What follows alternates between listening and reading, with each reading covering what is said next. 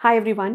Pigmentation, tanning, dullness, uneven skin tone, इन सब चीज़ों से अगर आप परेशान हैं तो अभी तक आपने skin lightening creams, chemical peels, lasers, इन सब के बारे में सुना होगा। होम रेमेडीज़ भी आपने ट्राई की होंगी और आपने ज़रूर ग्लूटाथियोन के बारे में भी सुना होगा। तो ग्लूटाथियोन से रिलेटेड हमारे पास काफ़ी सारे सवाल आते हैं। काफ़ी लोग पूछते हैं कि ग्लूटाथियोन क्या है, कितना इफेक्टिव है, कितना सेफ़ है, क्या इंजेक्टेबल ग्लूटाथियोन भी सेफ़ है, क्या टैबलेट्स के उतने ही रिजल्ट्स हैं जितने इंजेक्शन ग्लूटाथियोन के, इसकी कोई कॉन्ट्राइंडिकेशंस तो नहीं है, कितने लंबे समय तक हम ग्लूटाथियोन ले सकते हैं। ये सारे सवाल हमसे रोज़ पूछे जाते हैं ओपीडी में। तो मैंने सोचा कि आज क्यों ना हम वीडियो बनाएं और आपके सारे ग्लूटाथियोन से रिलेटेड सवालों के जवाब दें।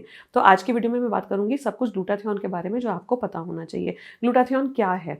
ग्लूटाथियोन एक एंटीऑक्सीडेंट है और एंटीऑक्सीडेंट बेनिफिट्स होने की वजह से ये स्किन में ब्राइटनेस और ग्लो के लिए बहुत इफेक्टिव है और इससे स्किन की डलनेस और पिगमेंटेशन कम होगी।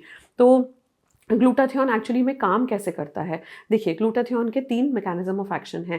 क्योंकि ये एक एंटीऑक्सीडेंट है तो सबसे अच्छा तो एक ये मैकेनिज्म ऑफ एक्शन है कि हमारी बॉडी में अलग अलग तरीके से फ्री रेडिकल डैमेज होता है।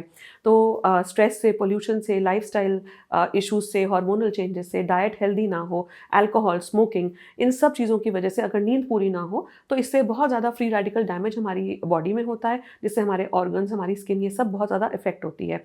तो ये पिगमेंटेशन धीरे धीरे हमारी स्किन पे नज़र आती है। स्किन में डलनेस नज़र आएगी, अनइवन स्किन टोन हो जाएगी और पैची पिगमेंटेशन होगी। अब ग्लूटाथियोन क्या करता है? ये एक एंटीऑक्सीडेंट है तो ये फ्री रेडिकल डैमेज को कम करता है। तो क्योंकि ये फ्री रेडिकल डैमेज को कम करता है तो इस वजह से ग्लूटाथियोन जब आप टैबलेट्स कंज्यूम करते हैं तो स्किन आपकी अच्छी लगेगी, ब्राइट लगेगी, डलनेस और अनइवन स्किन टोन कम हो जाएगी। तो ये तो एक मैकेनिज्म ऑफ एक्शन है। दूसरा मैकेनिज्म ऑफ एक्शन ये है कि ग्लूटाथियोन टायरोसिनेज एंजाइम को इनहिबिट करता है। टायरोसिनेज एंजाइम क्या करता है? टायरोसिनेज एंजाइम मेलानिन प्रोडक्शन में काम करता है। तो मेलानिन वो पिगमेंट है जो हमारी स्किन को कलर देता है।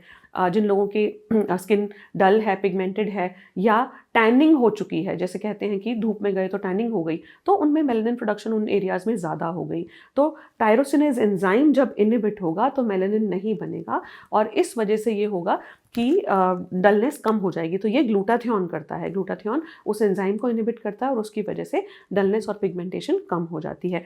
तो ये दूसरा मैकेनिज्म ऑफ एक्शन है।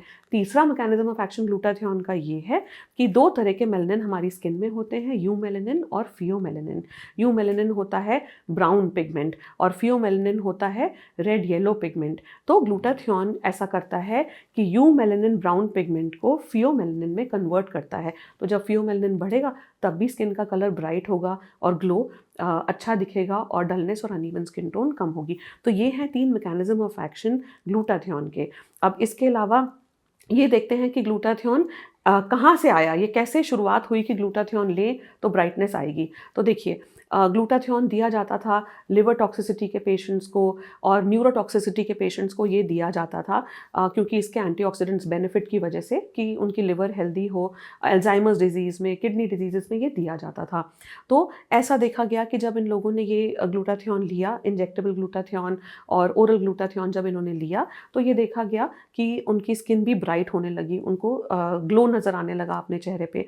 तो वहाँ से ये शुरुआत हुई कि क्यों ना हम ग्लूटाथियोन दें पिगमेंटेशन और डलनेस को कम करने के लिए।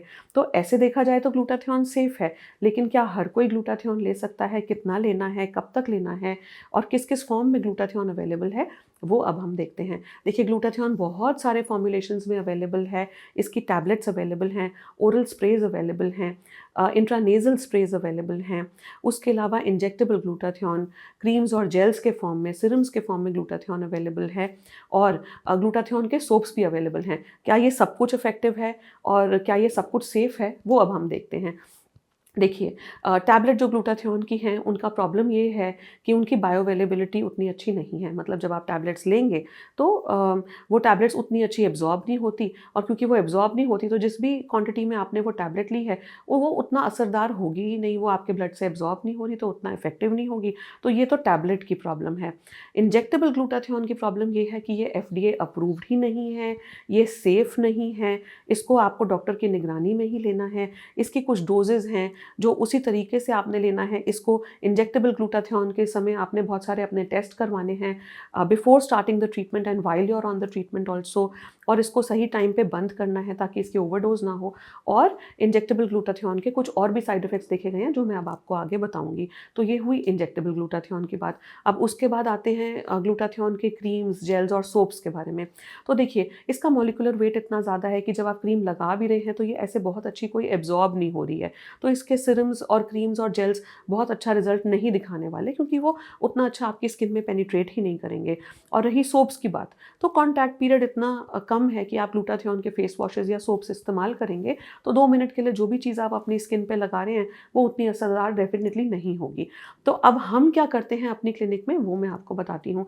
जिस भी फॉर्म में हम ग्लूटाथियोन देते हैं ये हमारे पेशेंट्स में ट्राई टेस्टेड है और ये काफ़ी इफेक्टिव है। तो मैं अपने पेशेंट्स को ओरल ग्लूटाथियोन देती हूँ सर्टन फॉर्मुलेशंस में जो मैंने देखा है कि काफ़ी इफेक्टिव हैं।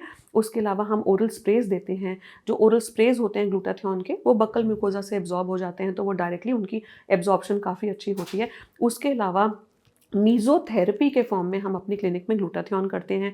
तो ग्लूटाथियोन और विटामिन सी के ऐसे इंजेक्टेबल फॉर्मुलेशन जो आप स्किन में या मीज़ोथेरेपी इलेक्ट्रोपोरेशन के थ्रू आप अपनी स्किन में पेनिट्रेट करवाएं तो इंस्टेंट ग्लो और इंस्टेंट ब्राइटनेस में मीज़ोथेरेपी के फॉर्म में ये बहुत अच्छा पेनिट्रेट करता है ग्लूटाथियोन।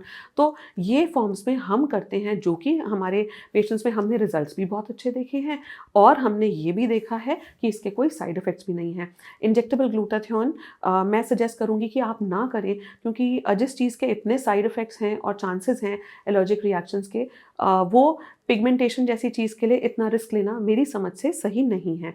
अब क्या है वो रिस्क जो हमने लिटरेचर में देखे गए हैं इंजेक्टेबल ग्लूटाथियोन में, वो मैं आपको बताती हूँ। तो इंजेक्टेबल ग्लूटाथियोन से देखा गया है कि स्किन रैशेज़ हो सकते हैं, बहुत ज़्यादा सिवियर एलर्जीज़ भी देखी गई हैं, स्टीवन जॉनसन सिंड्रोम या टॉक्सिक एपिडर्मल नेक्रोलिसिस जैसे एलर्जिक रिएक्शंस देखे गए हैं, थायराइड, किडनी डिसऑर्डर्स देखे गए हैं। तो ये सब चीज़ें इतनी देखी गई हैं, तो इस वजह से इंजेक्टेबल ग्लूटाथियोन बहुत ज़्यादा समझदारी मेरी हिसाब से नहीं रहेगी। और जब हम ओरल ग्लूटाथियोन की बात करें तो आजकल बहुत सारी फॉर्मुलेशंस अवेलेबल हैं ग्लूटाथियोन की, जिसमें वो आपके लिए असरदार भी होंगी और सेफ़ भी होंगी। तो ओरल ग्लूटाथियोन आजकल इस तरह से बनाया जा रहा है कि उसकी बायोअवेलेबिलिटी को बढ़ाया जाए। तो N-एसिटाइलसिस्टीन के साथ ग्लूटाथियोन अवेलेबल है, एस्टाज़ैंथिन के साथ ग्लूटाथियोन अवेलेबल है, विटामिन सी के साथ ग्लूटाथियोन अवेलेबल है और ट्रांएक्सिमिक एसिड के साथ भी ग्लूटाथियोन अवेलेबल है। और ये किस तरह की फॉर्मुलेशन कितनी सेफ़ है, आप उसके लिए सही कैंडिडेट हैं या नहीं, आपके लिए ग्लूटाथियोन कॉन्ट्रा इंडिकेटेड तो नहीं है, और किस फॉर्मुलेशन में, किस कॉम्बिनेशन में आपको ग्लूटाथियोन कितने महीने के लिए दिया जाना चाहिए, ये सब आपके डर्मेटोलॉजिस्ट आपको बताएंगे। इसलिए प्लीज़ ग्लूटाथियोन के टैबलेट्स खुद से ना लें। दूसरी इंपॉर्टेंट बात ग्लूटाथियोन के बारे में ये समझनी ज़रूरी है कि एक तो ऑफ कोर्स ये एफडीए अप्रूव नहीं है, दूसरा ये कि इसके रिजल्ट्स रिवर्सिबल हैं, जिसका मतलब है कि जो भी ग्लो ब्राइटनेस आप देख रहे हैं वो कुछ समय तक रहेगा और उसके बाद जैसे ही आप टैबलेट डिसकंटिन्यू करेंगे तो धीरे धीरे आप देखेंगे कि डलनेस और अनइवननेस वापस आ सकती है, जिसका मतलब ये है कि शॉर्ट टर्म बेनिफिट्स तो डेफिनेटली हैं। कोई इंपॉर्टेंट इवेंट से पहले आप ले सकते हैं ग्लूटाथियोन टैबलेट्स, लेकिन साथ ही अगर आप डर्मेटोलॉजिस्ट को कंसल्ट करेंगे तो वो आपकी स्किन में देखकर ये बता पाएंगे कि आपको साथ ही किसी और ट्रीटमेंट की ज़रूरत है। आप डेफिनेटली अकेले ग्लूटाथियोन के भरोसे नहीं रह सकते। कोई ट्रीटमेंट्स, कोई पील्स या लेज़र्स या कोई क्रीम्स जिससे आपको फ़ायदा मिले या कोई ब्लड टेस्ट जिससे पता चले कि इतनी पिगमेंटेशन क्यों है, सही स्किन केयर रूटीन, सही सनस्क्रीन, सही नाइट टाइम रूटीन, ये सब फॉलो करने से आप अपनी स्किन को काफ़ी अच्छा इंप्रूव कर सकते हैं, स्किन की क्वालिटी, टेक्सचर, टोन को इंप्रूव कर सकते हैं और अपने रिजल्ट्स को और इन्हेंस कर सकते हैं। अब देखते हैं कि ग्लूटाथियोन अगर हमें नेचुरली अपनी स्किन में बढ़ाना है तो उसके लिए हम क्या कर सकते हैं। देखिए, ग्लूटाथियोन हमारी सबकी बॉडी में ऑलरेडी प्रेजेंट है, लेकिन हमारे लाइफस्टाइल इश्यूज़ की वजह से, स्ट्रेस, अल्कोहल, स्मोकिंग की वजह से या स्लीप पैटर्न ठीक ना हो या प्रॉपर न्यूट्रिशन ना हो, हेल्दी लाइफस्टाइल ना हो, तो उसकी वजह से ग्लूटाथियोन कम होता जाता है। तो जब ग्लूटाथियोन कम होगा तो डेफिनेटली ब्राइटनेस भी स्किन में कम होगी।